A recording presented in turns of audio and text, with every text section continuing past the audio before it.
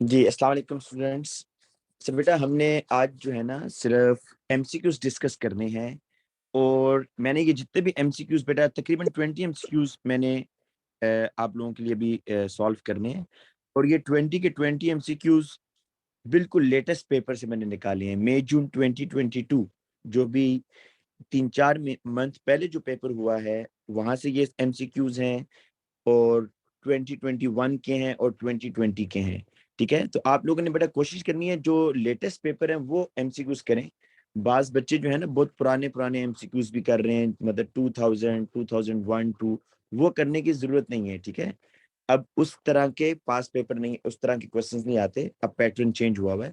तो आप लोग जो रिसेंटली पेपर्स हैं 2015-16 से ऑनवर्ड, वो आप लोगों ने बेटा सारे करने होंगे।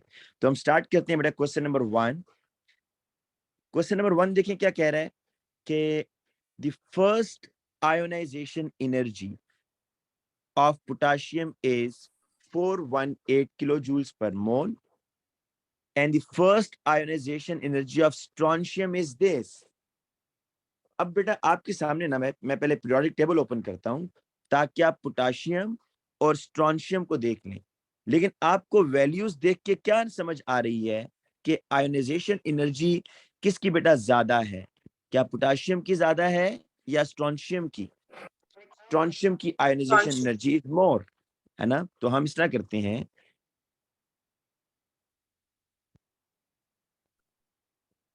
हम इस तरह करते हैं कि टॉप मैं पहले आपके सामने ये ओपन कर दूं पीरियोडिक टेबल।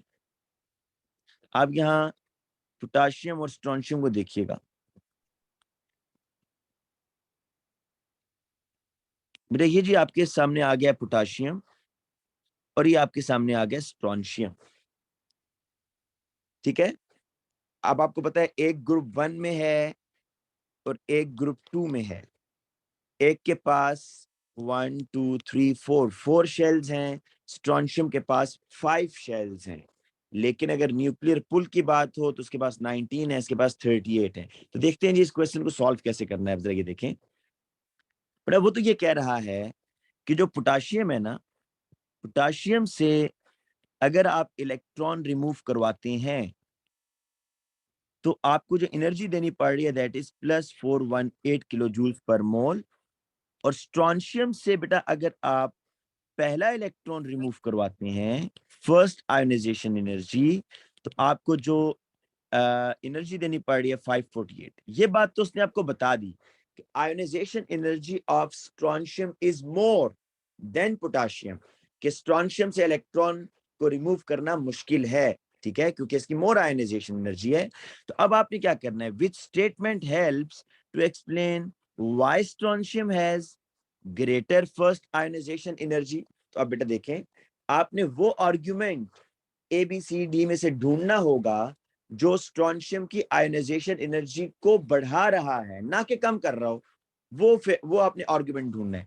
तो आप क्या कहते हैं जी, स्ट्रॉन्शियम के पास प्रोटॉन ज्यादा थे या कम थे? अभी जो मैंने आपके सामने बेटा पीरियोडिक टेबल ओपन किया था, ज्यादा थे सर। ज्यादा थे। The charge on strontium nucleus, charge on strontium nucleus का बेटा ये मतलब है कि नंबर ऑफ प्रोटॉन्स, के नंबर ऑफ प्रोटॉन्स जो है ना वो किसके पास ज्यादा है। देखिए माइक ऑफ कर दें, अब आप लोग अपने माइक जो है ना म्यूट कर दें, जब आपने क्वेश्चन पूछना हो तब अनम्यूट करें। ठीक है, charge on strontium nucleus is greater than charge on the potassium nucleus. तो ये बात ठीक है ना बेटा कि स्ट्रॉन्शियम का जो चार्ज है न्यूक्लियस के अंदर, जो प्रोटॉन्स है वो मोर हैं। तो ऑप्शन ए इज करेक्ट। अच्छा, बी सी डी क्यों ठीक नहीं है? कह रहा है the outer electron in strontium atom experience greater shielding. बेटा ये बात तो देखें ठीक है, क्या ये स्टेटमेंट ठीक नहीं है कि स्ट्रॉन्शियम का जो एटम है उसमें शील्डिंग इलेक्ट्रॉन ज्यादा हैं एज कंपेयर टू पोटेशियम? बताइएगा बेटा, क्या ये बात ठीक है या गलत है? ठीक है सर। लेकिन हम इसको सिलेक्ट क्यों नहीं कर रहे बेटा? इसलिए नहीं कर रहे, आपने इसका आर्गुमेंट देना है कि why strontium has more ionisation energy, कि why it's harder to remove the electron from strontium। तो आपको ऐसे आर्गुमेंट सिलेक्ट करना है जो इसको फेवर करे कि स्ट्रॉन्शियम से इलेक्ट्रॉन निकालना मुश्किल क्यों है। तो आपके ख्याल में बी को मुझे सिलेक्ट करना चाहिए या नहीं? नहीं सर, नो सर। इससे नहीं, तो कम हो नो, रही है आयनाइजेशन एनर्जी। बिल्कुल बेटा, बिल्कुल। इसी तरह स्पिन पे रिपलियन बेटा जितना ज्यादा होगा, इलेक्ट्रॉन रिमूव करना तो आसान होगा, तो ये भी आप सिलेक्ट नहीं करेंगे।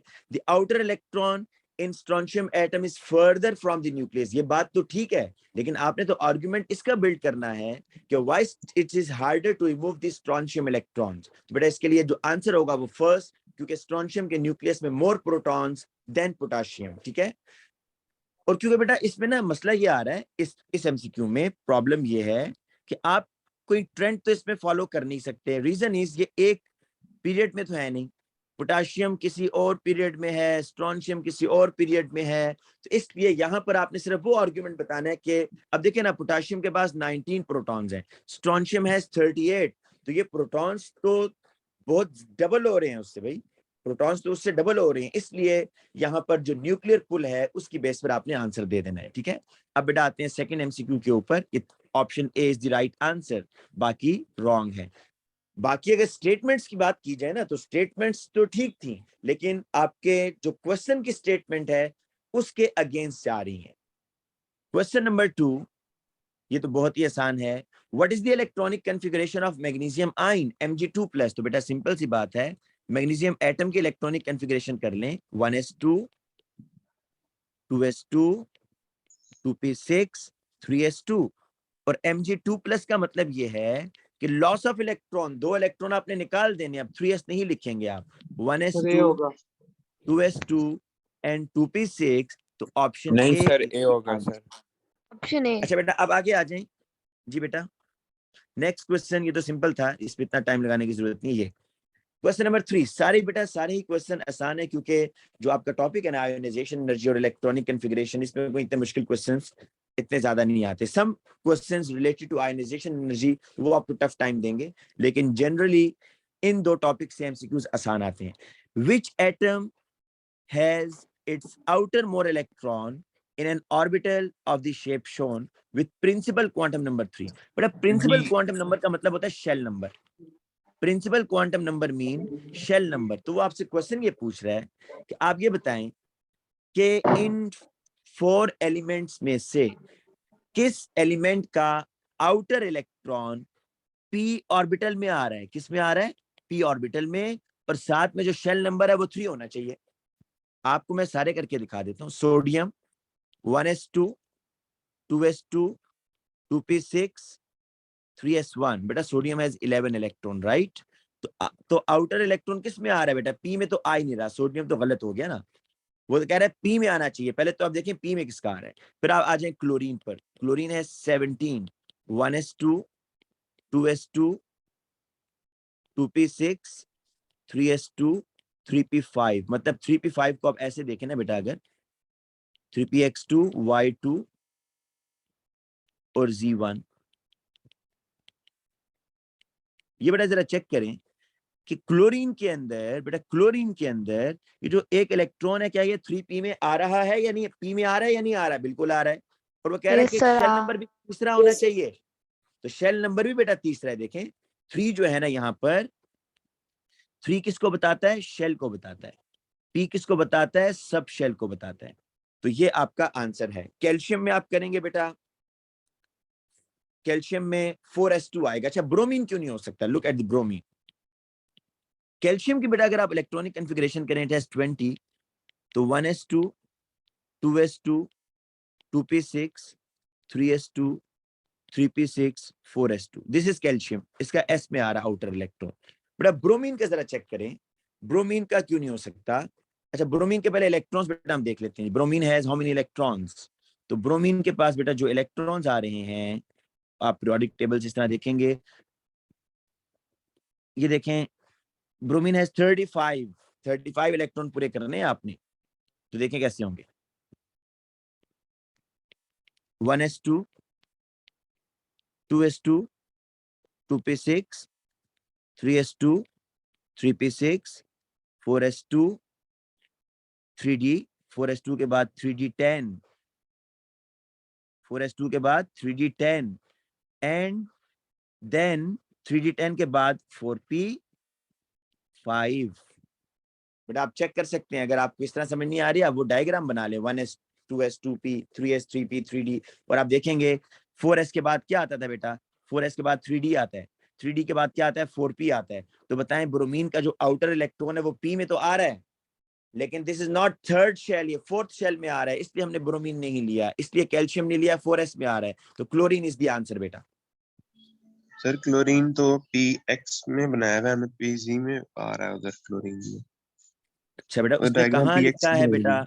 उसने कहाँ लिखा है कि px होना चाहिए, कहीं लिखा है सर बेटा लेकिन उसने? बनाया हुआ तो पीएक्स है।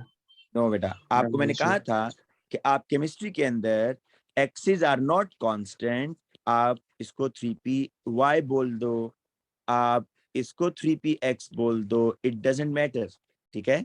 अगर तो वो यहाँ पर कह देता ना कि 3, अच्छा दूसरी बात बेटा, अगर वो यहाँ स्पेसिफाई भी कर देता ना, अगर वो यहाँ स्पेसिफाई भी कर देता 3px, तो ये देखो 3px में भी हम ले आते हैं, ये देखना जरा बेटा, क्लोरीन की कर रहा हूँ, 1s2, 2s2,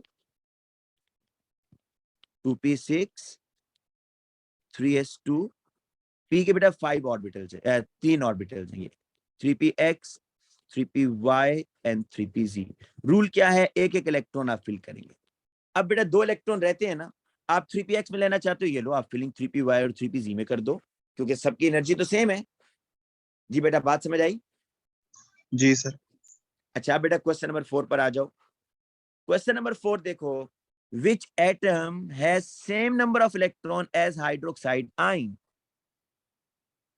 बेटा हाइड्रोक्साइड आयन के ऊपर चार्ज है -1। ऑक्सीजन के पास कितने इलेक्ट्रॉन होते हैं, आप पीरियोडिक टेबल में देखेंगे 8 प्रोटॉन्स होते हैं, तो अगर 8 प्रोटॉन्स हैं तो 8 ही इलेक्ट्रॉन्स होंगे। तो बेटा 8 इलेक्ट्रॉन्स ऑक्सीजन के, हाइड्रोजन के पास कितने इलेक्ट्रॉन होते हैं, 1, और बेटा ये एक इलेक्ट्रॉन देखें इसने गेन किया हुआ है, तो ये कितने इलेक्ट्रॉन बन गए भाई,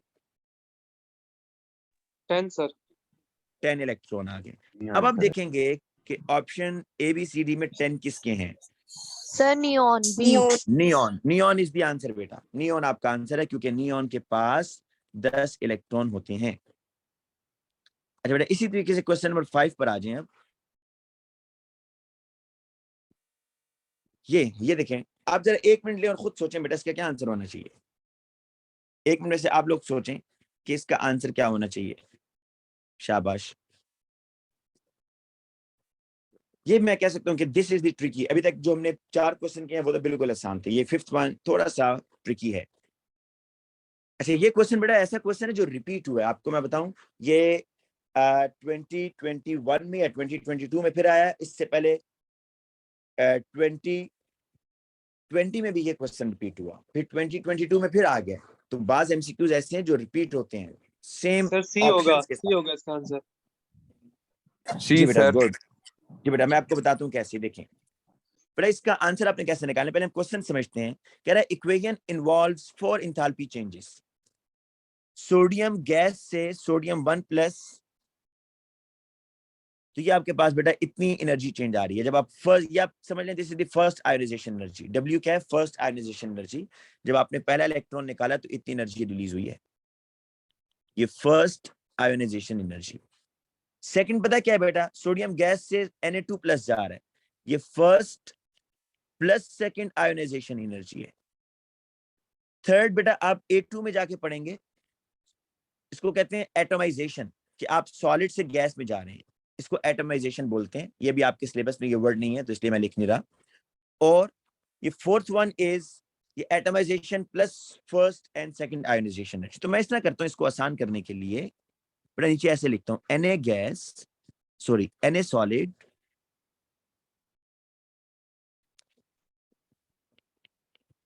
Na सॉलिड से Na गैस बनेगा, Na गैस से Na1+, Na1+ से Na2+। बट अगर आप इन चारों रिएक्शन को देखें तो चारों रिएक्शन यही है ना, कि सॉलिड से गैस जा रहा है, ये देखें गैस से 1+ जा रहा है, और गैस से 2+ में डायरेक्टली भी जा रहा है, और सॉलिड से भी 2+ में डायरेक्टली जा रहा है। तो मैं अब इस तरह करता हूँ, इस तरह इनकी वैल्यूज लिखता हूँ। बेटा यहां से सोडियम से गैस तक जाने के लिए एनर्जी चेंज क्या है बेटा, जरा बोलिएगा क्या एनर्जी चेंज आ रही है? Y। क्या Y. एनर्जी चेंज है बेटा? y है। तो यहाँ से Y. यहाँ तक जब आप जाएंगे ना, आप सॉलिड से गैस पे जाएंगे तो एनर्जी चेंज इज y। अच्छा आगे चलते हैं जी। अगर आप बेटा गैस से सोडियम 1+ पे जाएंगे तो कितनी एनर्जी चेंज आ रही है? W. W। तो यहां पर आप इस तरह करें, अब यहां से यहां तक जो एनर्जी चेंज आ रही है, जो आपको एनर्जी देनी पड़ेगी, दैट इज W। अच्छा 1+ से 2+ कोई उसने बताई हुई है बेटा वैल्यू? ये बताएं, ये कुछ बताया हुआ उसने? नहीं sir, this is Na2Na2 unknown. यही तो आपको फाइंड आउट करना है बेटा। You have to find out the second ionisation energy of sodium, ये आपको फाइंड आउट करना है। लेकिन एक और जरा देखें बेटा, सोडियम सॉलिड से सोडियम 2+, ये कितना है बेटा? इसकी क्या एनर्जी चेंज बता रहा है? जी बेटा, इसकी एनर्जी चेंज बता रहा है Z। सर आपने तो कहा था कि हमेशा गैस होना चाहिए इलेक्ट्रॉन निकालने के लिए, ये तो सॉलिड से निकाल रहा है। नहीं, कहां से निकाल रहे बेटा? सॉलिड से पहले ये आपको Y देखो नजर आ रहा है, पहले ये Y बना, फिर Y से ये बना, तो वो सारी एनर्जीज को ऐड कर रहा है ना बेटा। वो सबको ऐड करेगा तो फिर तो आप कर सकते हो ना। सपोज सोडियम से गैस पे जाने के लिए 100 किलो जूल्स, गैस से 1+ पे जाने के लिए सपोज करते हैं 200, और 1+ से 2+ पे जाने के लिए 300। तो मैं ये कह सकता हूँ कि सॉलिड से 2+ पे जाने के लिए आपको 600 किलो जूल्स एनर्जी चाहिए। वो उसने ऐड कर दिया ना उसमें एनर्जी, यानी कि ठीक है सर, समझ आ गई। उसने ऐड किया बेसिकली। आप बेसिकली इलेक्ट्रॉन तो सवाल ही पैदा नहीं होता, आप सॉलिड से निकालेंगे इलेक्ट्रॉन। देखो तभी तो मैंने इस रिएक्शन को स्प्लिट किया है कि पहले ये गैस बन रहा है और फिर गैस से आगे जाएगा। लेकिन बेटा अब जरा आप आ जाए इस क्वेश्चन के ऊपर। आपको ना ये सब चीजें उसने बता दी तो हैं। बी होना चाहिए ना आंसर। जी बेटा बिल्कुल आप ठीक कह रहे हैं, लेकिन मैं जब बाकी बच्चों को जरा एक्सप्लेन कर दूं। बट अब देखें बाकी बच्चे भी समझ लें कि यहां से यहां तक ये जो डायरेक्ट उसने किया ना, डायरेक्ट ये आ रहा है Z। सोडियम सॉलिड से ये देखें ये वाली इक्वेशन आ रही है, राइट? अच्छा, और स्टेप बाय स्टेप सॉलिड से गैस Y, गैस से बेटा सोडियम, गैस से सोडियम 1+ W, सोडियम 1+ से सोडियम 2+, दिस इज अननोन, ये आपको नहीं पता। अच्छा बेटा एक और भी उसने बताई आपको, एक और भी जरा देखें, एक और भी हमने मेंशन नहीं की, वो ये है बेटा जरा देखें, जिसमें फर्स्ट और सेकंड आयोनाइजेशन एनर्जी दोनों को ऐड कर दिया उसने। ये देखें बेटा ये वाली, ये क्या है बेटा? सोडियम गैस से सोडियम 2+, इसमें क्या एनर्जी चेंज आ रही है बोलिएगा? एक्स। Sir, अब बेटा X. मेरी बात सुने बेटा, अब मेरी बात सुने, जो काम की नहीं है ना उनको मैं रब कर रहा हूँ, जो काम की नहीं है एनर्जी उनको मैं रब कर रहा हूँ, ठीक है? ताकि ये थोड़ा सा पिक्चर आपको समझने में आसानी हो। अब आप मुझे ये बताएं, बड़े ध्यान से आपने बेटा ये सुनना है। आपको यहां से यहां तक एनर्जी चेंज पता है, ये आपको पता है W। आपको बेटा ये भी पता है कि आपको ये भी पता है कि ये जो एनर्जी चेंज है ना ये क्या है, ये भी आपको पता है। तो अब आपको ये क्वेश्चन मार्क वाला बेटा बता सकते हैं कि ये क्या एनर्जी चेंज होगी भाई? ये वाली। आप ये समझ लें कि आपको सोडियम से सोडियम 2+ का भी पता है कि यहां से यहां तक जाने में जो एनर्जी चेंज आ रही है वो X है। आपको ये भी पता है कि यहां से यहां तक जो एनर्जी चेंज आ रही है वो W है। तो ये वाली क्या होगी बेटा? ये वाली जो सी क्वेश्चन माइनस डब्ल्यू। Z-W या X-W बेटा? Z तो मैंने रब कर दिया, Sir, वो हमारे X लिए काम minus करने W वाला क्योंकि W. Z सी तो सी पूरा होगा। था ना। W. जी बेटा वेल डन, वेल डन बेटा। जिन बच्चों को नहीं समझ आई फिर देखें, जिन बच्चों को समझ नहीं आई वो ये देखें बेटा। हमारे पास अब मैं सिर्फ वो वैल्यूज लिख रहा हूं जो हमारे काम की हैं। हमें बेटा यहां से यहां तक की एनर्जी चेंज पता है। सोडियम से सोडियम 2+ की एनर्जी चेंज कितनी है? Z है, ये उसने हमें बता दिया है। हमें उसने ये भी बता दिया है कि सोडियम से सोडियम 1+ की एनर्जी चेंज क्या है, ये कितनी है? वो देखें फर्स्ट वन W है। सर जी तो अब सॉलिड से गैस की एनर्जी है। हाँ वो तो नहीं, मैंने तो W आपने लिखा है ना। गैस से गैस और में लिख दिया। सॉरी, गैस से 2+ की क्या आ रही है? X आ रही है, बिल्कुल ठीक है। अब बेटा देखिए हमें ये दो वैल्यूज पता है कि यहाँ से आप अगर सोडियम गैस से सोडियम 2+ में जाएंगे X है, सोडियम गैस से सोडियम 1+ में जाएंगे तो W है, तो ये क्या होगी भाई? आप X इसको ऐसे minus समझ लें, W. यस, आप ये समझ लें अगर X 100 हो और W 50 हो और आपसे कहा हो जी आप ये निकालें, तो जाहिर बात है माइनस करेंगे, 100 माइनस 50 करेंगे तो आपको आंसर आ जाएगा। तो यहाँ पर वैल्यूज नहीं दी, उसने सिर्फ अल्फाबेट दिए हैं आपको कंफ्यूज करने के लिए। बेटा ये अल्फाबेट सिर्फ इसीलिए दिया है ताकि बच्चा से थोड़ा सा कंफ्यूज हो जाए, लेकिन अगर आप इसको ऐसे लिख के करेंगे मेरा ख्याल है इसमें आपको आसानी हो जाएगी। अच्छा, बाज बच्चे ये इसमें कोशिश कर रहे होते हैं कि उसने जितनी भी आपको इंफॉर्मेशन दी आप सबको यूज करें। देखें अब क्या सारी इंफॉर्मेशन यूज हो रही है? बिल्कुल नहीं हो रही। हमने कौन सी इंफॉर्मेशन यूज की है?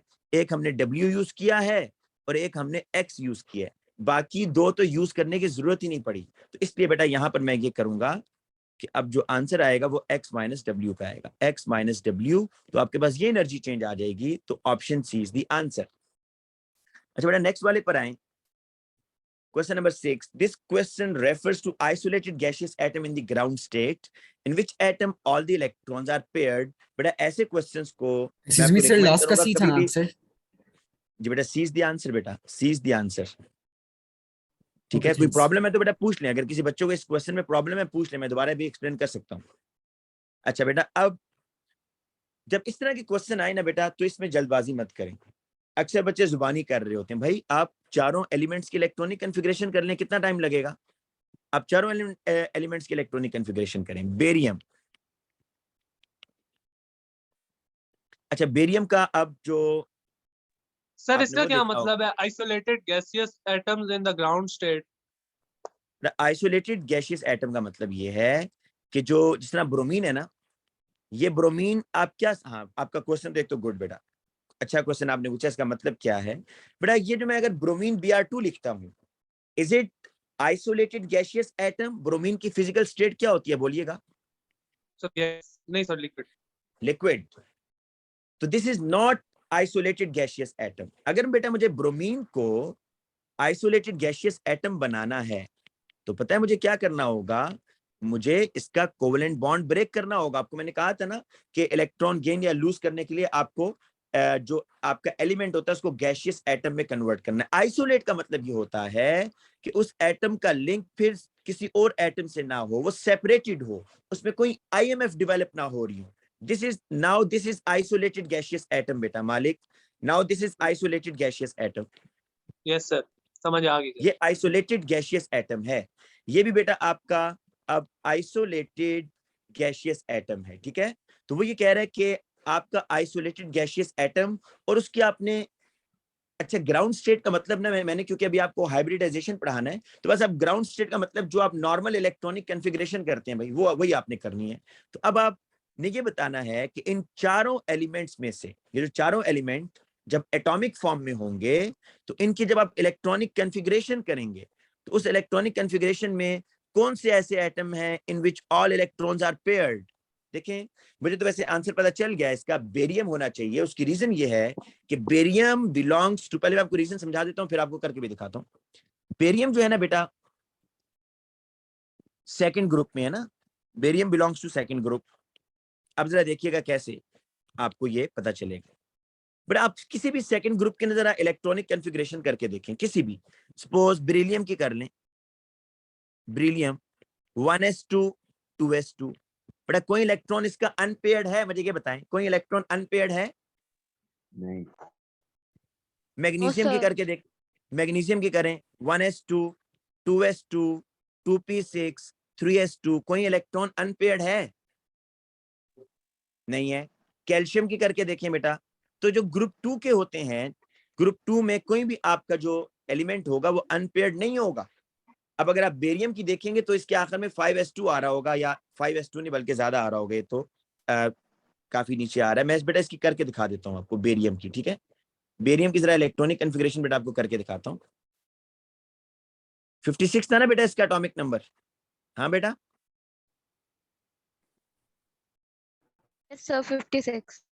अब ये देखें बेटा, आप ना पहले इसके लिए ये डायग्राम बना लें। 1s 2s 2p 3s 3p 3d 4s 4p 4d 4f 5s 5p 5d 5f 6s 6p 6D, 6F, 7S, 7P, 7D, 7F। मैं इसलिए बहुत नीचे तक आया हूं क्योंकि बेटा ये काफी नीचे है बेरियम, और 56 है। ये देखें, पहले इलेक्ट्रॉन बेटा आएगा इधर, सिर्फ मैं लाइंस ड्रॉ कर रहा हूँ इधर, देन बेटा इधर, फिर ऐसे आएगा, फिर बेटा इधर आएगा, फिर इधर आएगा, देन इधर आएगा। अब जरा देखिए, अगर आप बेरियम की करना चाहते हैं जी, बेरियम काफी ज्यादा इलेक्ट्रॉन है इसके पास, 56, तो 1s2, 2s2, 2p6, 3s2, 3p6, 4s2, 3d10। बेटा ये तो हो गए 30 पूरे हो गए। अब यहां तक पहुंच गए। 3d10 के बाद क्या आ रहा है बोलिएगा? 4p 4p 4p6। 4p6 के बाद क्या आ रहा है बेटा बोलिए? 5S 5s 5s2। 5s2 के बाद बेटा फिर यहां से आएंगे, क्या आ रहा है? 4D 4d10 4d10, then 5p6, 6 and then 6s2। 6s2 बेटा देखिए पूरे हो गए 56। Yes sir. ये ज्यादा हो? yes पता नहीं सर, इनके चेक करते हैं। देखें, ये देखें 10। अच्छा यहाँ तक तो हो गए 30 ना, ये 30 हो गए सर 56 पूरे हैं। और बस। पूरे अब मुझे ये बताएं, अब बेटा मुझे ये बताएं कि क्या कोई ऐसा इलेक्ट्रॉन जो अनपेयर्ड रह गया हो? No, no sir. All No. Electrons are paired. लेकिन आप ब्रोमीन में देखेंगे 4p5 आएगा। सल्फर में आपको एक तो कर देता हूं जो गलत वाला है, ये barium is the answer, right, बाकी गलत है सारे। अब सल्फर देखें 16 है अगर, तो 1s2, 2s2, 2p6, 3s2, 3p कितना होगा बेटा? 16 पूरे करने हैं, ये आपके 10 हो गए, 12, 3p4 4। 4 अब देखें 3p4 का मतलब ये है कि आपके पास ऐसे होगा बेटा, क्या सारे इलेक्ट्रॉन अनपेयर्ड है या दो अनपेयर्ड आ रहे हैं?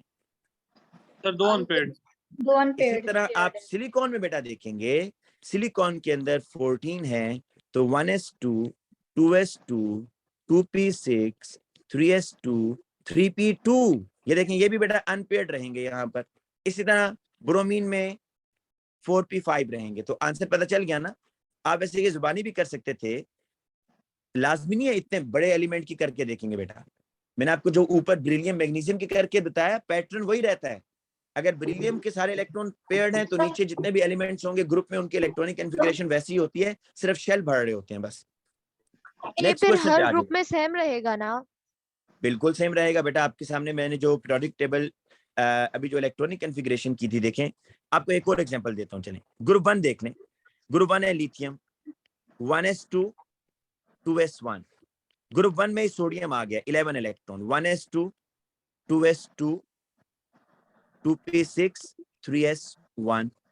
बेटा देखें, जो आउटर इलेक्ट्रॉनिक कॉन्फ़िगरेशन है वो सेम रहती है, सिर्फ शेल भर रहे होते हैं ना। ये आपका बेटा सेकंड पीरियड में था, सोडियम थर्ड में आ गया, पोटाशियम फोर्थ में आ रहा है, तो उसके पास 4 शेल होंगे, 1s2, 2s2, 2 क्योंकि 19 इलेक्ट्रॉन है इसके पास, 2p6, 3s2, 3p6, 4s1। तो आप देखिए ट्रेंड सेम नहीं है। 2s1 एक इलेक्ट्रॉन है जी आउटर शेल में, 3s1 एक इलेक्ट्रॉन है जी आउटर शेल में, 4s1 एक इलेक्ट्रॉन है जी आउटर शेल में। तो जो इलेक्ट्रॉनिक कॉन्फ़िगरेशन बेटा होती है ना, वो आपको बेसिकली आप उससे ग्रुप नंबर और पीरियड नंबर प्रिडिक्ट कर सकते हैं। फॉर एग्जांपल मैं आपको एक एग्जांपल करा देता हूं। मेरे पास एक एलिमेंट है ये 1s2, 2s2, 2p6, 3s2, 3p1। मैं आपसे कहता हूं जी, मुझे आप ना बताएं कि ये x किस ग्रुप से है और किस पीरियड से है। तो पता है मैं क्या करूंगा? First group मैं and इसका third देखूंगा period. आखिरी शेल कौन सा है बेटा, इसका लास्ट शेल कौन सा है बोले? First sir 3 third third shell is the last shell. तो थर्d शेल मींस ये तीसरे पीरियड में है। ये कौन से पीरियड में है बेटा? Third third. अब period जो आखिरी शेल आ रहा है 3s2 एंड 3p1, उसमें टोटल इलेक्ट्रॉन्स कितने हैं बेटा? 3 दोनों के सर। काउंट करने हैं आखिरी शेल में। तो 3 इलेक्ट्रॉन्स हैं, तो वैलेंस इलेक्ट्रॉन 3 है। तो वैलेंस इलेक्ट्रॉन 3 का मतलब है it belongs to third group. इसका ग्रुप कौन सा होगा? थर्ड होगा। तो आप ये क्वेश्चन आगे आ रहा है, इस तरह का बेटा एक क्वेश्चन आगे आ रहा है, मैं वहां पर ये मजीद करवाऊंगा, ठीक है। अच्छा आगे चलते हैं। अब क्वेश्चन नंबर 7 तो बहुत आसान है बेटा। आप इसमें बताना है कि ये उसने आपको कुछ एलिमेंट्स दिए हैं W, X, Y and Z, और which pair represents the atom of two isotope of same element. आपने बताना है सेम एलिमेंट के दो आइसोटोपिक एटम्स कौन से हैं, ठीक है। तो आइसोटोप में क्या होता है, same proton electron different neutron. तो सेम प्रोटॉन न्यूट्रॉन तो बेटा ये आ रहे हैं, जी तो निकल गया। अब इलेक्ट्रॉन भी सेम होना चाहिए क्योंकि एटम की बात हो रही है ना, तो बेटा ये एक्स भी निकल गया। देखें एक्स वाले में आपके इलेक्ट्रॉन सेम नहीं आ रहे, इसका मतलब है x is not atom, x is ion. तो कौन सा ऑप्शन होगा बेटा, ए सर। A. हाँ, W and Y same proton same electron different neutrons, तो A इज द आंसर। इस पे ज्यादा टाइम लगाने की जरूरत नहीं है। हाँ, ये बड़ा क्वेश्चन है जो मैं आपसे कह रहा था। Where in the periodic table is the element that has an outer electron shell 4s2 4p3? बेटा एक एलिमेंट है, हमें चले नाम नहीं पता, X लिख देते हैं। इसका जो आउटर इलेक्ट्रॉनिक कॉन्फ़िगरेशन है ना, आउटर, इनर वाली वो नहीं बता रहा बेटा, आउटर वाली वो बता रहा है कि ये है कि 4s2 4p3। तो बताएं बेटा ये शेल कौन सा होगा, Sir, fourth. फोर्थ शेल है, it Sir, means fourth shell fourth है। पीरियड होगा, इट मींस फोर्थ पीरियड। अच्छा बेटा ये जो आखिरी शेल है फोर्थ सर ये वाला, ग्रुप 15 कौन सा होता है? ग्रुप 5 को 15 बोलते हैं, वो बीच में ट्रांजिशन एलिमेंट्स को काउंट करता है ना। ये देखें बेटा, आप ओ लेवल्स में ये नहीं करते थे, लेकिन ए लेवल्स के अंदर आप ग्रुप 5 भी कह सकते हैं बेटा, वो ग्रुप 5 भी लिखता है मार्क स्कीम में। ये देखें असल में वो ये करता है बेटा, यहाँ पर आप ट्रांजिशन मेटल्स को काउंट नहीं करते थे ओ लेवल्स के अंदर, लेकिन यहाँ पर वो ये करता है, ये ग्रुप 1 ग्रुप 2, इसको ग्रुप 3 4 5 6 7 8 9 10 11 12, आप इसको ग्रुप 13 कहें या ग्रुप 3 कहें, बोथ आर एक्सेप्टेबल। 14 कहें या 4 कहें, 15 कहें या 5 कहें, डजंट मैटर, राइट, क्योंकि बीच में उसने 10 ट्रांजिशन एलिमेंट्स ऐड कर दिए। अच्छा ठीक है सर। अब बेटा देखें इस क्वेश्चन में आपको शेल सर पता डी चल होगा। गया, ये जो कोफिशिएंट होता है ये आपको शेल बता रहा है। अब इस आउटर शेल में इलेक्ट्रॉन कितने आ रहे हैं, 2 + 3 5, 5 तो 5 इलेक्ट्रॉन है बेटा, वैलेंस इलेक्ट्रॉन्स 5 है, 5 आउटर इलेक्ट्रॉन, तो इसका मतलब है कि फिफ्थ ग्रुप है, या आप इसको 15 भी कह सकते हैं या 15 भी कह सकते हैं। तो बेटा कौन सा होगा बताइए, D D, fourth period and 15th group. अच्छा बेटा अब आ जाए नेक्स्ट क्वेश्चन के ऊपर, in which pair of species do both species have only one unpaired p electron? बेटा किसके पास अनपेयर्ड इलेक्ट्रॉन p में होगा, देखें इसके लिए आप इलेक्ट्रॉनिक कॉन्फ़िगरेशन करेंगे। अच्छा इस तरह के क्वेश्चन बेटा बच्चे अक्सर गलत करते हैं, ये जो क्वेश्चन है ना ये अक्सर आप जल्दबाजी में करते हैं गलत। आर्गन से स्टार्ट करते हैं जी, हीलियम नियॉन आर्गन। बेटा आर्गन के पास कितने इलेक्ट्रॉन होते हैं, Sir, 18 18. लेकिन जब Ar1+ होगा तो कितने हो जाएंगे, 17 बिल्कुल क्लोरीन की तरह इसकी इलेक्ट्रॉनिक कॉन्फ़िगरेशन होगी। बेटा कार्बन के पास होते हैं 6 इलेक्ट्रॉन, ये -1 है तो कितने हो जाएंगे 7, तो C- की इलेक्ट्रॉनिक कॉन्फ़िगरेशन नाइट्रोजन की तरह होगी। आप कोशिश किया करें इसको ऐसे इलेक्ट्रॉनिक कॉन्फ़िगरेशन किया करें, 1s2 2s2, 7 इलेक्ट्रॉन है तो 2px y और z। बेटा वो कह रहा है कि दोनों स्पीशीज के अंदर एक अनपेयर्ड p इलेक्ट्रॉन होना चाहिए, तो कार्बन में कितने अनपेयर्ड p इलेक्ट्रॉन आ रहे हैं, 3 सर। ये तो Sir, गलत हो गया ना, 3. ये ऑप्शन आगे चेक करने की जरूरत नहीं है। वो कह रहा था कि दोनों पेयर में जो P आपका जो P होगा उसमें एक अनपेयर्ड आना चाहिए। कार्बन में तो C- में तो 3 आ रहे हैं, तो इसको तो हम छोड़ देते हैं। पर दूसरे ऑप्शन की तरफ आते हैं, ये तो रॉन्ग हो गया। Boron and titanium, boron has 5, इसमें तो आपको नजर आएगा, लेकिन टाइटेनियम में नजर आएगा 1s2 2s2 2p1, सर इसमें तो है। लेकिन दूसरा भी चेक करना है ना, दूसरे में भी होना चाहिए। टाइटेनियम, स्कैंडियम के पास 21 होते हैं, टाइटेनियम के पास 22 इलेक्ट्रॉन्स होते हैं। बेटा मैंने आपको क्या कहा था, एक गलती नहीं करनी, जब ट्रांजिशन मेटल्स की इलेक्ट्रॉनिक कॉन्फ़िगरेशन करनी होगी पहले एटम्स की करेंगे देन आयन की करेंगे, तो हम इसलिए एहतियातन पहले एटम की करते हैं। 1s2 2s2 2p6 3s2 3p6 4s2 3d1। बेटा यहाँ तो देखें वो मसला है ही नहीं, आपने जो इलेक्ट्रॉन लूज करना है कहां से लूज करवाएंगे, 4s से। याद है ना ट्रांजिशन मेटल्स जब भी Yes, इलेक्ट्रॉन sir. लूज करवाते हैं कहां से, 4s से। तो आप जरा 4s से अब इलेक्ट्रॉन लूज करवाएं ना, 1s2 2s2 2p6 3s2 3p6 4s1 3d1। तो बेटा यहाँ तो s और d की बातें हो रही हैं, p तो यहाँ फिल्ड है, तो इसलिए ये भी नहीं हो सकता। अब दिस इज द आंसर बेटा, कैसे जरा देखें। Fluorine, fluorine has 9 electron, 1s2 2s2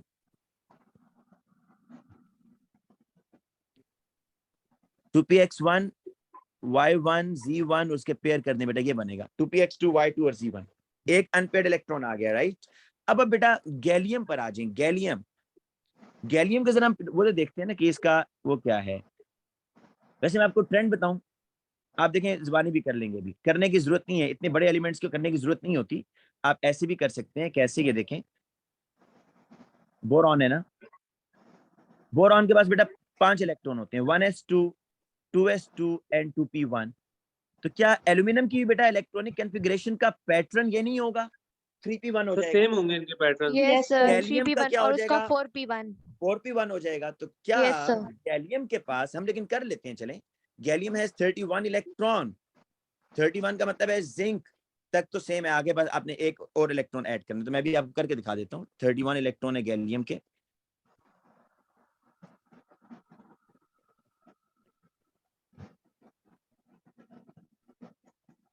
ये बेटा देखिएगा।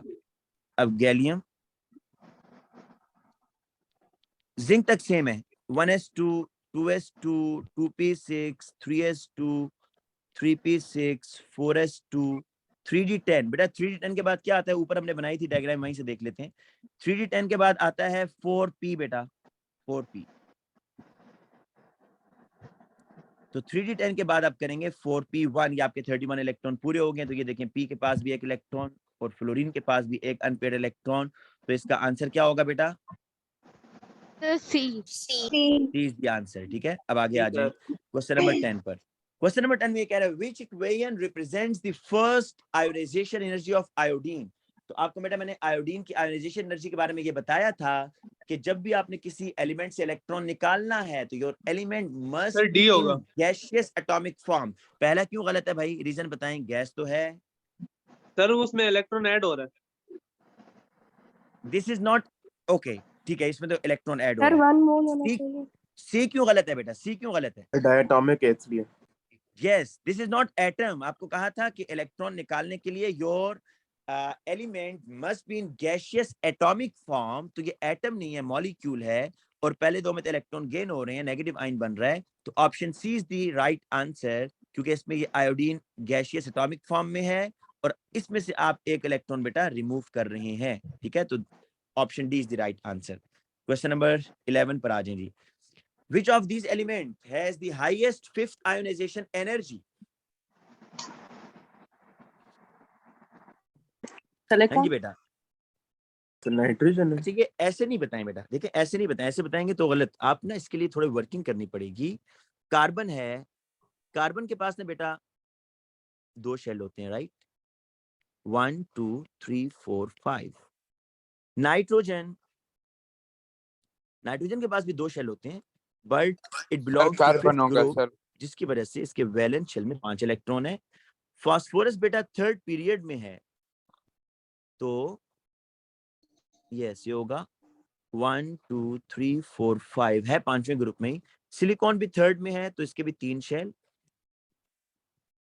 लेकिन आखिरी शेल में 4 इलेक्ट्रॉन। अब बेटा देखिए वो बात कर रहा है, वो बात कर रहा है 5वें की ना, 5वां इलेक्ट्रॉन आपने जो रिमूव करना है। ठीक है, सर ए अब या आप डी देखिए में से 5वां इलेक्ट्रॉन रिमूव करने के लिए मैं 1 मिनट ये कर, बेटा ये पहला इलेक्ट्रॉन, ये दूसरा, ये थर्ड और ये फोर्थ। अगर कार्बन की बात की जाए तो 5th इलेक्ट्रॉन आप कहां से रिमूव करेंगे बताएं। सेकंड शेल से sir. Sir, from the inner shell which is closer to the nucleus. Big jump sir. Big jump, big jump आएगा इधर। क्यों, क्योंकि जो 5th इलेक्ट्रॉन है वो बेटा आपका, सॉरी, वो आपका बेटा इनर उसमें आ रहा है। 1 मिनट, जो आपका 5th इलेक्ट्रॉन है वो इनर उसमें आ रहा है बेटा, दिस इज द 5th। अच्छा नाइट्रोजन और फास्फोरस के केस में बेटा जो 5वां इलेक्ट्रॉन है क्या वो आउटर शेल में नहीं है, सर आउटर शेल में और Yes, sir, बिग जंप में outer. होगा। Yes, sir. हाँ, इसके यहाँ बिग जंप नहीं है, नो बिग जंप, तो यहाँ पर आपको इतनी ज्यादा एनर्जी नहीं देनी पड़ेगी। लेकिन सिलिकॉन का चेक करें बेटा, सिलिकॉन के केस में फर्स्ट 4 इलेक्ट्रॉन्स रिमूव हो गए, जो 5वां इलेक्ट्रॉन है वो भी तो इनर शेल में है। तो बताएं अब सिलिकॉन से इलेक्ट्रॉन निकालना मुश्किल या कार्बन से? Which Sir, is carbon closest से. To Carbon. Carbon sir. Carbon से बेटा। कार्बन को जो 5वां इलेक्ट्रॉन है वो तो पहले शेल में है, वो न्यूक्लियस के बहुत क्लोज है, नो शील्डिंग इलेक्ट्रॉन्स। शील्डिंग का जो सिलिकॉन का बेटा 5th इलेक्ट्रॉन है ना, वो स्टिल सेकंड शेल में है, उसमें शील्डिंग इलेक्ट्रॉन्स का फैक्टर भी है। तो इसलिए जो कार्बन होगा उसकी जो 5th सर लेकिन आयोनाइजेशन सिलिकॉन का न्यूक्लियर चार्ज बहुत ज्यादा नहीं है उससे कार्बन से। बेटा बहुत ज्यादा है, लेकिन शील्डिंग इलेक्ट्रॉन्स भी तो है ना, शील्डिंग Shielding इलेक्ट्रॉन्स के इफेक्ट को electrons कट कर रहे हैं। क्या कार्बन में शील्डिंग इलेक्ट्रॉन्स हैं? No sir. No, sir. और फिर दूसरा फैक्टर डिस्टेंस। डिस्टेंस देखिए कहां पर इलेक्ट्रॉन का करीब है फ्रॉम न्यूक्लियस, कार्बन में या सिलिकॉन कार्बन में? में. Carbon. तो ये दोनों फैक्टर्स कार्बन की स्ट्रेंथ को, कार्बन की आयोनाइजेशन एनर्जी को बढ़ा रहे हैं। एक तो जो 5वां इलेक्ट्रॉन है कार्बन का, वो न्यूक्लियस के करीब है, शील्डिंग इलेक्ट्रॉन्स भी कम है। ठीक है, अब आ जाए क्वेश्चन नंबर 12 पर। क्वेश्चन नंबर 12 ये कह रहा है and the ion X2 plus has the same electronic configuration as the atom of krypton। हम पहला काम ये करते हैं, सबसे पहले क्रिप्टॉन का जरा एटॉमिक नंबर देखते हैं पीरियोडिक टेबल में। 36. Sir, 36. 36 है जी। ठीक है, मैं बाकी बच्चों को भी दिखा दूं बेटा, क्योंकि आप लोग सम टाइम बिगर वैल्यू पिक कर लेते हैं, फिर कहते हैं सर हमें याद नहीं रहा था। बेटा ये आपने स्मॉलर वैल्यू देखनी होती है। ये 36 आ रहा है। ठीक है, तो क्रिप्टॉन के पास 36 है बेटा।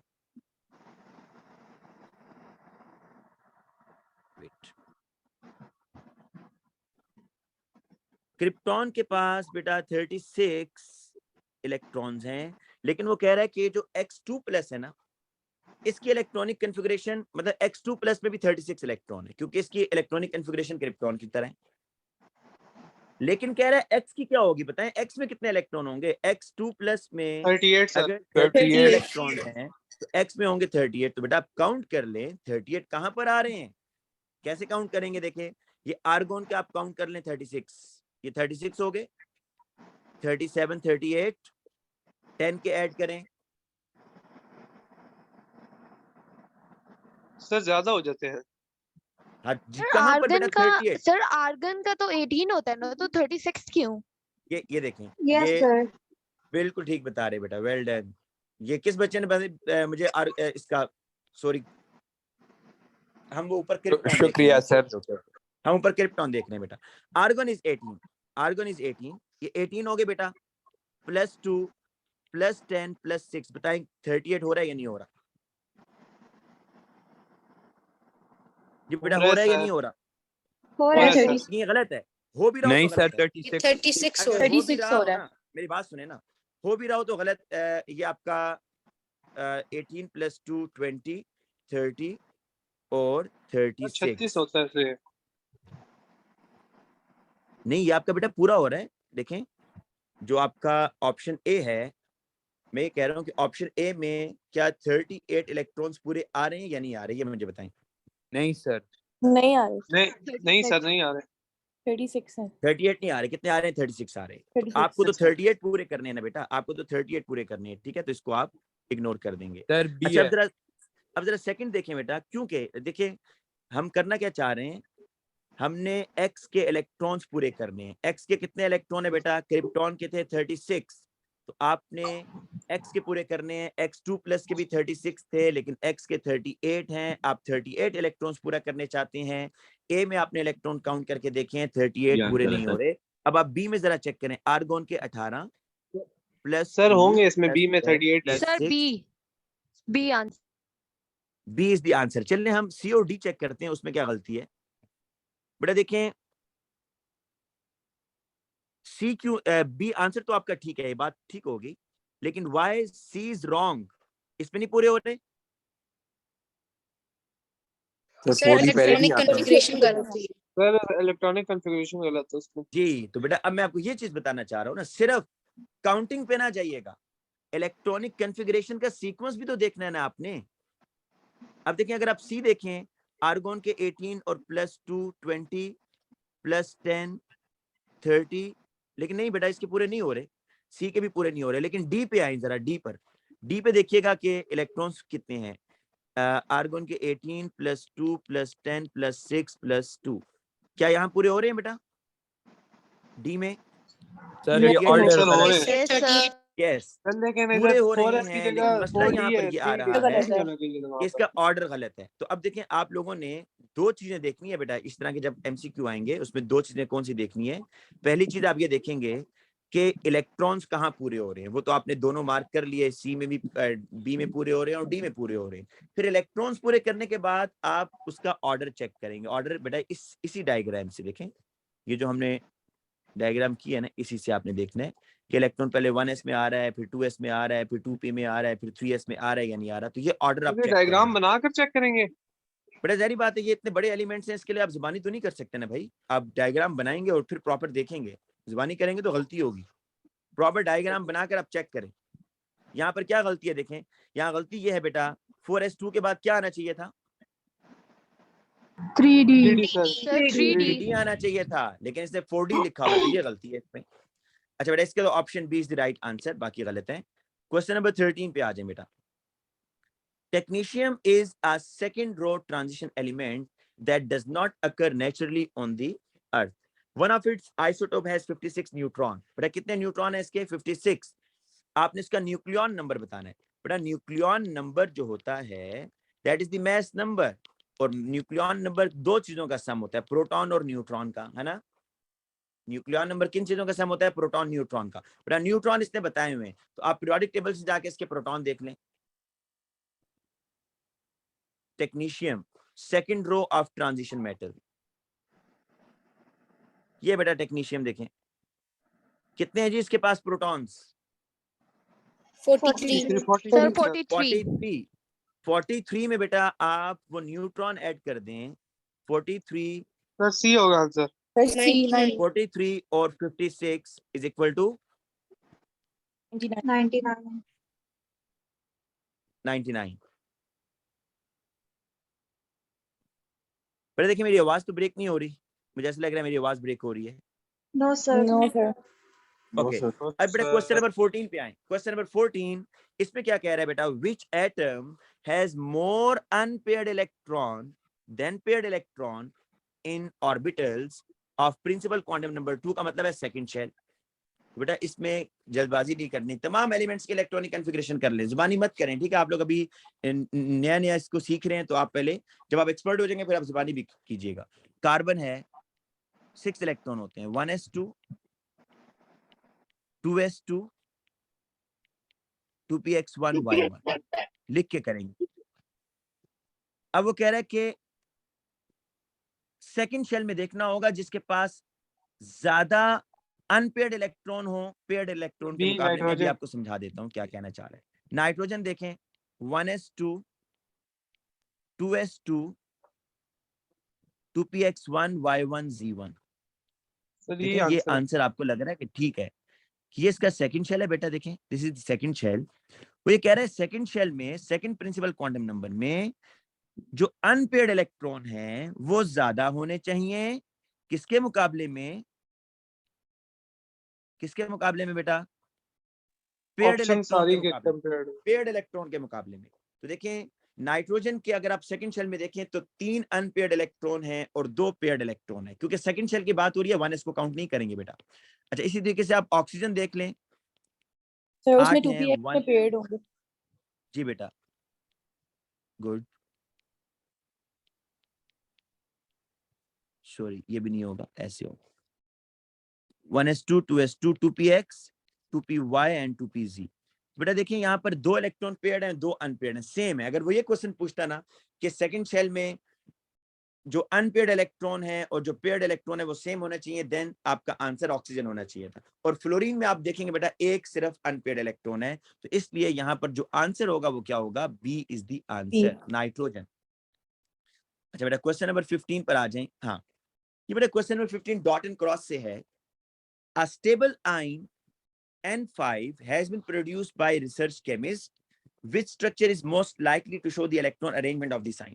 बेटा आपने ये बताना है कि इस चारों ऑप्शन में से कौन सा जो डॉट एंड क्रॉस का स्ट्रक्चर है वो आपको लग रहा है कि मोस्ट प्रोबेबली वो ठीक है।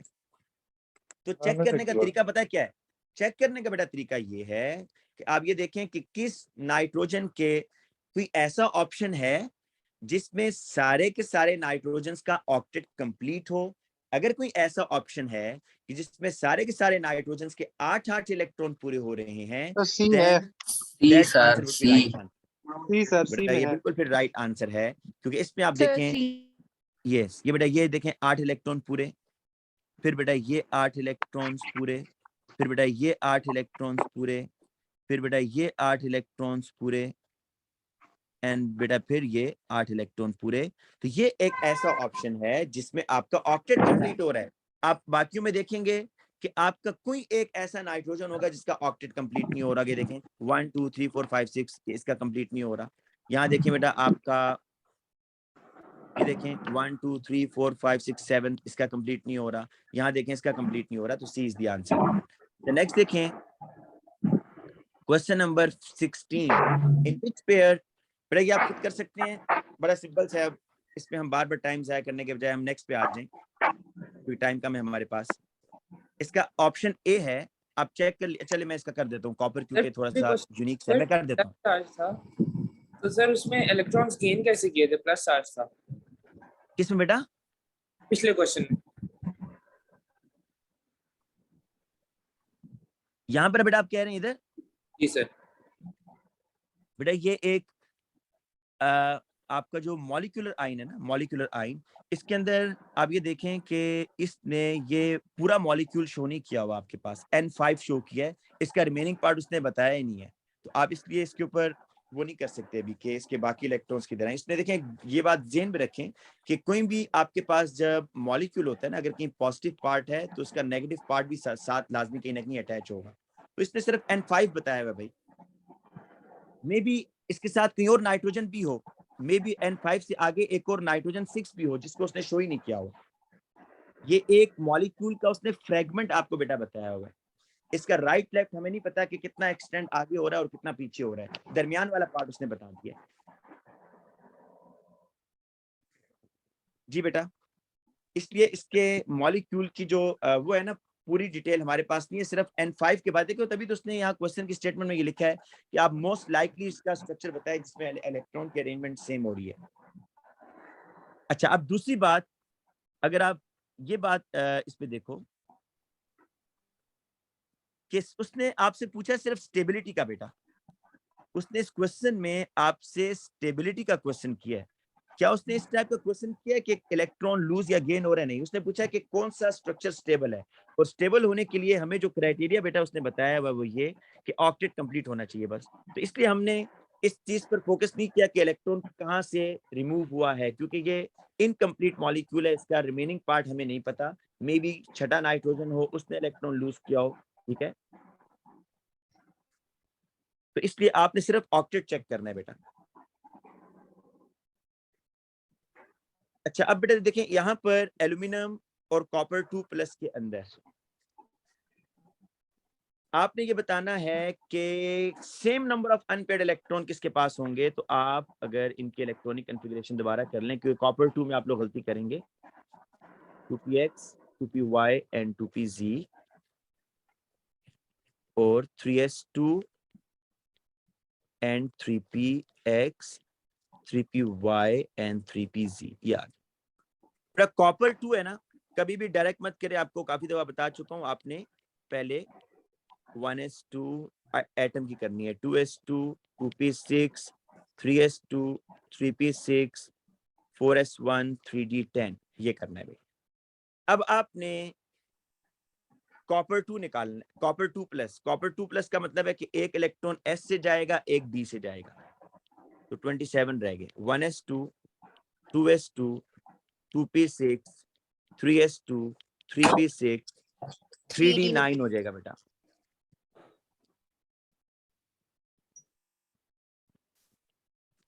ये ऐसे होगा भाई। तो ये देखें, इसके पास भी एक अनपेयर्ड इलेक्ट्रॉन, एल्यूमिनियम के पास भी एक अनपेयर्ड इलेक्ट्रॉन, तो option A is the right answer. अच्छा बेटा, क्वेश्चन नंबर 17 पर आ जाए। कह रहा है to 8 ionization energy of 4 elements in period 3 of the periodic table are shown.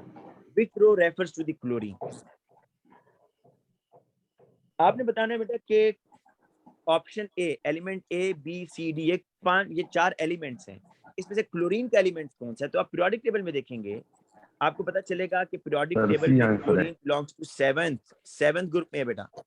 Sir सी होगा आंसर जी, क्यों? क्योंकि देखें 8 में बिग जंप 7 होगा और 8 में बिग 2 3 4 5 6 7 बेटा देखें 7 का मतलब है कि 7 इलेक्ट्रॉन रिमूव करने के बाद ना जो 8th इलेक्ट्रॉन होगा वो आप रिमूव करेंगे फ्रॉम द इनर शेल, तो यहाँ पर फिर बिग जंप आएगा। तो बिग जंप आपको बेटा यहाँ मिल रहा है, ये देखें 7th और 8th में आपको बिग जंप मिल रहा है 11,000 से 33,000, तो इसलिए आपका सी इज द राइट आंसर। मैंने आपको कहा था जहां पे बिग जंप आएगा वहां मार्क करें, उससे पहले इजी इलेक्ट्रॉन्स काउंट कर लें, ठीक है। Question number 18। हाँ बेटा ये थोड़ा सा ये जरा सोचें इसके बारे में सोचें बेटा, 1 मिनट है आपके पास, जल्दी से सोचें फिर मैं आपको बताता हूँ क्या आंसर होना चाहिए जी इसका।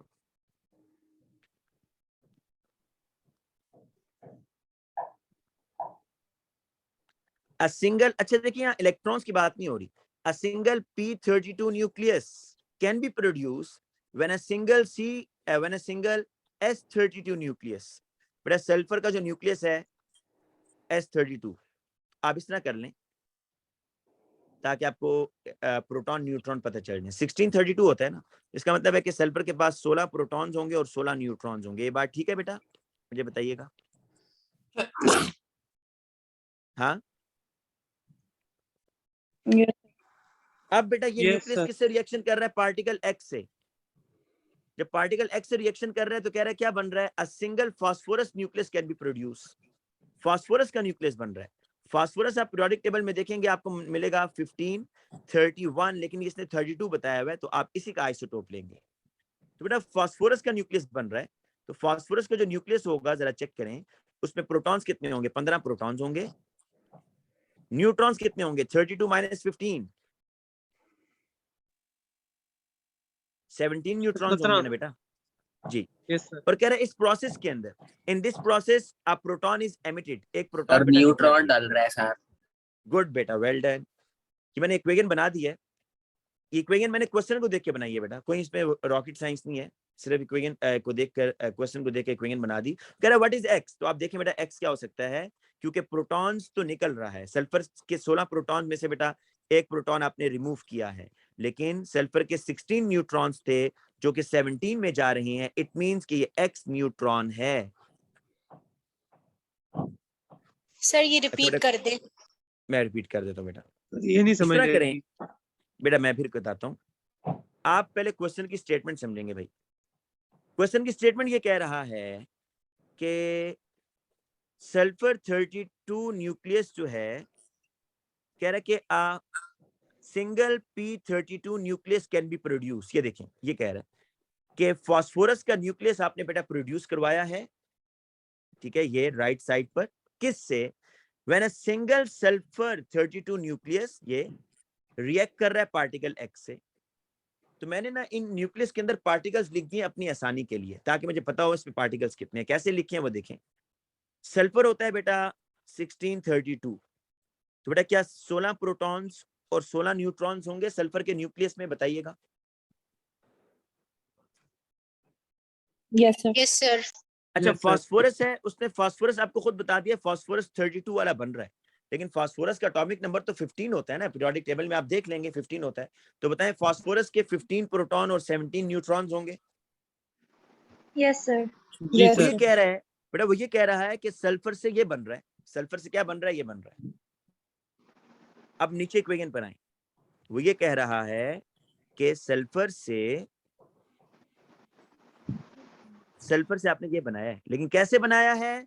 व्हेन सल्फर रिएक्ट विद, और इस प्रोसेस में एक प्रोटॉन रिलीज भी हुआ है, सल्फर ने अपना एक प्रोटॉन निकाला है। तो बेटा वो कह रहा है कि जब सल्फर एक्स से रिएक्शन करेगा ना तो फास्फोरस का न्यूक्लियस बन जाएगा। What is x? एक्स क्या है? तो आप जरा न्यूक्लियस के अंदर देखें ना क्या चेंजिंग आ रही है। सल्फर के पास 16 प्रोटॉन्स थे, फास्फोरस के पास 15 न्यूट्रॉन्स हैं, बिल्कुल ठीक है, एक प्रोटॉन जो रिलीज जो हुआ है।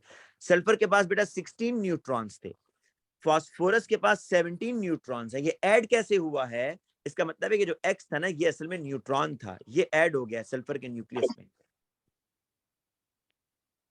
जी बेटा बताएं। सर प्रोटॉन भी तो निकला है सर ना? प्रोटॉन होना चाहिए, न्यूट्रॉन बेटा नहीं होना चाहिए। प्रोटॉन तो एमिट हुआ है ना, वो कह रहा है in this process proton is emitted. Proton साथ में बना है, वो तो मैंने लिख दिया, देखें प्रोटॉन लिखा नहीं है ये बेटा, ओके। देखें 16 प्रोटॉन से 15 प्रोटॉन्स हो गए, प्रोटॉन रिलीज हुआ है ना। Yes sir. लेकिन प्रोटॉन कब रिलीज होगा? सल्फर क्या खुद ब खुद प्रोटॉन रिलीज करेगा, या जब X से रिएक्शन होगा तब ये रिलीज करेगा? जब X से रिएक्शन होगा तब। आप स्टेटमेंट पढ़ें, a single p32 nucleus can be produce. ये कह रहा है फास्फोरस उस वक्त बनेगा when a single sulphur join with particle X। ये सल्फर जब पार्टिकल X से ज्वाइन करेगा, then phosphorus nucleus is formed और then a proton is emitted.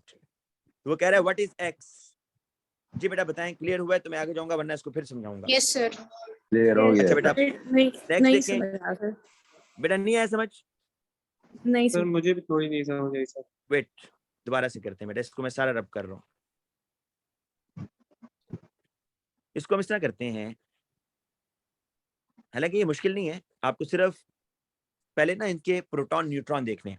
पहले बेटा मुझे ये बताएं रिएक्टेंट्स क्या हैं आपके? इस स्टेटमेंट को पढ़ के मुझे बताएं कौन सी दो चीजें रिएक्ट कर रही हैं, फिर हम आगे चलेंगे। सर P और sulphur X। And particle x. Sulphur Phosphorus 32 and nucleus, sulphur 32 का न्यूक्लियस रिएक्शन कर रहा है X के साथ, और क्या बन रहा है बेटा? फास्फोरस का न्यूक्लियस। P32 sir. फास्फोरस का न्यूक्लियस बन रहा है 32, और साथ में क्या रिलीज हो रहा है ये भी बताएं ना। प्रोटॉन। एक प्रोटॉन भी बन रहा है। अब हम इस तरह करते हैं, इनके न्यूक्लियस के पार्टिकल्स बेटा अंदर लिखते हैं, और ये जो मैं अब नंबर लिख रहा हूँ ये पीरियोडिक टेबल से देख के लिखूंगा। सल्फर के कितने एटॉमिक नंबर होता है? 16। फास्फोरस का कितना होता है? 15। ठीक है, अब बेटा देखें कि सल्फर का जो न्यूक्लियस है उसमें 16 प्रोटॉन्स होंगे, 16 न्यूट्रॉन्स होंगे। ये बात ठीक है या नहीं? Yes sir. Yes sir. ये X से रिएक्शन कर रहा है, ये बात भी ठीक है। अभी हमें X नहीं पता क्या है। और फास्फोरस का न्यूक्लियस बन रहा है बेटा, फास्फोरस के न्यूक्लियस में कितने प्रोटॉन होंगे? 15। 15 न्यूट्रॉन कितने होंगे? 32 माइनस 15 करें, 17 17। और साथ में क्या रिलीज हो रहा है? एक प्रोटॉन रिलीज हो रहा है। रिएक्शन समझ आ गई? अब आप मुझे ये यस बताएं, ये सल्फर का जो न्यूक्लियस है, सल्फर का न्यूक्लियस जब फास्फोरस का न्यूक्लियस बना रहा है तो क्या चीज रिलीज कर रहा है? ये बताएं। प्रोटॉन। Proton sir. फिर बताएं, अब फिर बताएं, सल्फर का न्यूक्लियस जब फास्फोरस का न्यूक्लियस बना रहा है तो क्या चीज गेन कर रहा है? Neutron sir. ये X क्या है बेटा? X क्या होना चाहिए जो न्यूट्रॉन। ऐड हो रहा है? तो X is a neutron. X क्या है बेटा? न्यूट्रॉन। समझ आ गई या नहीं? यस सर समझ आ गया। गुड बेटा। Yes sir. अब आ जाए question number 19। Which atomic orbitals are occupied in an atom of phosphorus?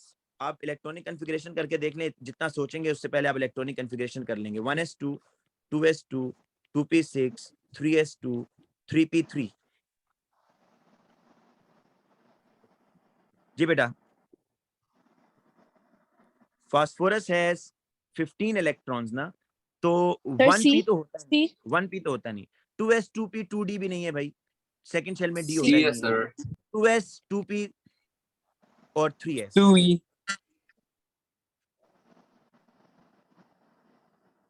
एक मिनट, बाकी हमने डी क्यों नहीं किया बेटा? ये हाँ बेटा, वो कह रहा है कि कौन से ऑक्यूपाइड हैं, कौन से ऐसे ऑर्बिटल हैं जिनमें इलेक्ट्रॉन आ चुका है, 100% फिल हो चुके हैं। 3p को क्यों नहीं डाल रहे? क्योंकि अभी वो भी हाफ फिल्ड है ना। ऑक्यूपाइड कौन से हैं? 2s 2p and 3s। तो दिस इज द आंसर ना बेटा। सी। जी सर। लास्ट एमसीक्यू है बेटा, लास्ट एमसीक्यू। हाँ ये काफी टाइम लेगा हमारा। Which ion has more electrons than protons and more protons than neutrons? इसके लिए बेटा मैं आपको रिकमेंड करूंगा आप टेबल बनाएं। कैसे? ऐसे लिखें, OH minus OD minus H3O plus and D minus. Sir plus वाला तो निकल ही जाएगा क्योंकि उसने कह दिया कि मोर इलेक्ट्रॉन्स चलें देन हम सारा प्रोटॉन। करते हैं ना बेटा। एक दफा सारा करते हैं ताकि आपको पैटर्न समझ आए इस तरह के क्वेश्चन सॉल्व कैसे करने। बड़े यहाँ पर हैं जी, मैं लिखता हूँ प्रोटॉन्स, यहाँ लिखता हूँ इलेक्ट्रॉन्स, यहाँ लिखता हूँ न्यूट्रॉन्स, राइट। अच्छा ये जो डी है ना बेटा, D is the deuterium, right. D deuterium है, ये डी इज द ड्यूट्रियम, ये H12 उसका आइसोटोप। बेटा पहले OH में देख लें, ऑक्सीजन के पास कितने प्रोटॉन होते हैं बताइएगा जल्दी से? 8। 8 सर। और एक हाइड्रोजन का कितने हो गए टोटल? 9 हो गए ना। अच्छा इलेक्ट्रॉन इलेक्ट्रॉन्स काउंट माइनस भी करने, थे 10। इलेक्ट्रॉन्स 10 होंगे सर। इलेक्ट्रॉन्स काउंट करने बेटा, ऑक्सीजन के 8, हाइड्रोजन का 1 और एक माइनस भी है तो 10 इलेक्ट्रॉन। न्यूट्रॉन्स बेटा देखें, हाइड्रोजन ऐसे होता है ना बेटा 1 1, तो hydrogen has no neutron, hydrogen के कोई न्यूट्रॉन नहीं होता, 1 - 1 0 हो जाएगा। और ऑक्सीजन के 8 न्यूट्रॉन बेटा। तो पहला तो आपको नजर आ गया और आपको पहले में आंसर मिल जाएगा, लेकिन मैं आपको बाकी भी करके दिखाऊंगा।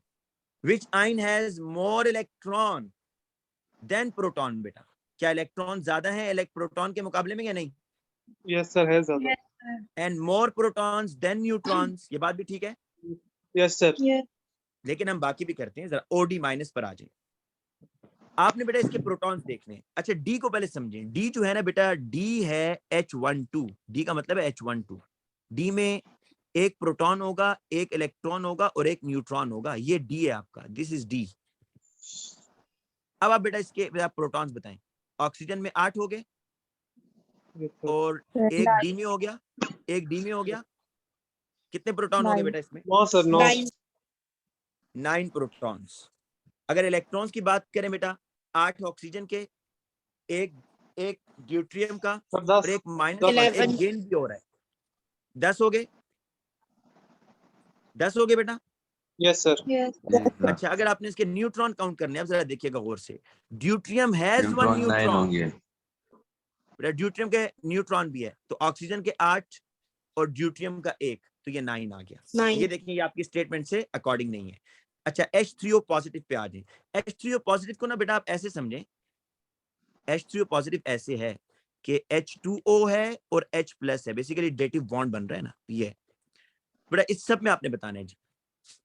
तो पहले प्रोटॉन की बात करते हैं। एक प्रोटॉन हाइड्रोजन का, 8 ऑक्सीजन के और 2 इस हाइड्रोजन के, कितने हो गए? 11। 11 सर। अच्छा इलेक्ट्रॉन की बात करें तो H प्लस के पास कोई इलेक्ट्रॉन नहीं है, ऑक्सीजन के पास 8 और 2 हाइड्रोजन 10।